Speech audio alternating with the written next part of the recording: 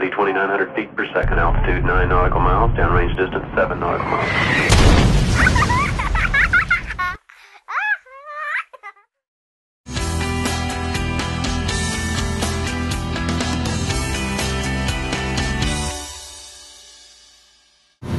I think the older teenagers, though, are at an age where learning healthy lifestyle habits, it's an important time to be teaching those, so that hopefully they're creating habits that they keep with them for life. And so I would be coming from a basic self-care, and that would be fueling your body consistently and sufficiently throughout the day, more often than not with wholesome foods, but enjoying fun foods, having healthy activity, really instilling positive self-care. And then I think, you know, when it comes down to eating disorders or the dieting path, it really boils back to supporting them to know who they are as a person and their self-value, and again, their special qualities, their uniqueness, so, and how to deal with their emotions, so that they're not then turning to this as an outlet. So to me, and I think you'll probably be able to expand better, but is it starts a while back in supporting them to be able to have their feelings and their emotions and use their voice and express themselves in healthy ways, so that they don't turn to this immediate gratification that I think often is what gets that ball rolling. I think it's so important, and doing the work that I've been doing lately and talking with high schoolers and even 7th and 8th graders, it is important to check in with emotions and talk to them, because one of the reasons that my eating disorder began is because I was grasping for something to define me. I was grasping for a way to cope with the anxiety of that, you know, those 15-year-old years when you're trying to develop into your own and break away from your parents, and I didn't have that. You know, I grew up with an older sister, you know, who had the bikini body, and so I latched onto that appearance, and then I latched onto nutrition labels, and I latched onto exercise.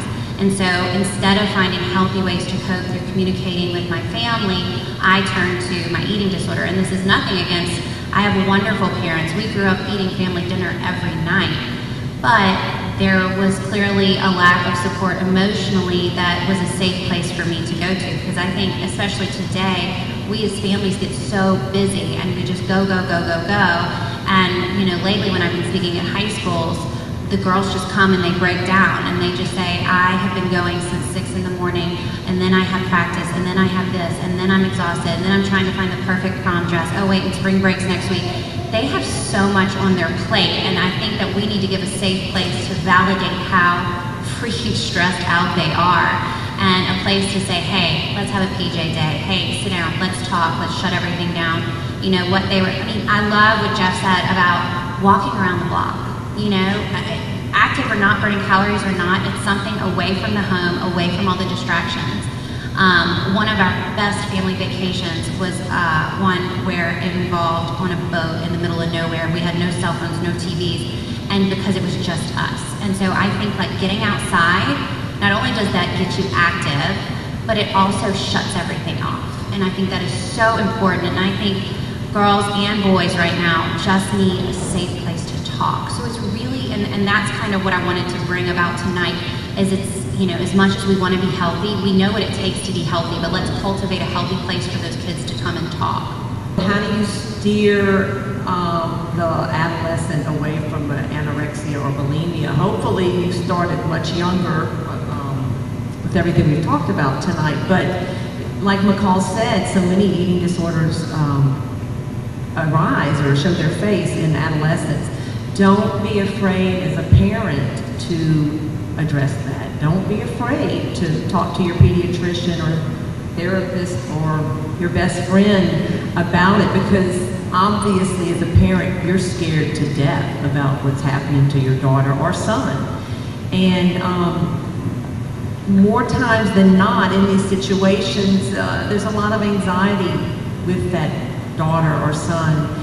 And unfortunately, we're not talking to our children because we're afraid to address the issue, because it can be a bad place, and it can be something that we don't want to talk about, but don't be afraid to. And you know, that's where you're going to set the boundaries. I'm going to address this issue as uncomfortable as it is, because sometimes that one person that goes out, sticks their neck out and listens to their daughter or their friend is the one that's going to save their life. I want to add, we tend to talk about a little extra weight, or they've got some excess fat on their body, or their BMI is high, but research has shown us that individuals with excess weight, with high BMIs, that are physically active on a daily basis live longer and have less disease than thin or normal weighted individuals who are sedentary. So if our children are getting some extra weight on them, but they're being physically active, they're doing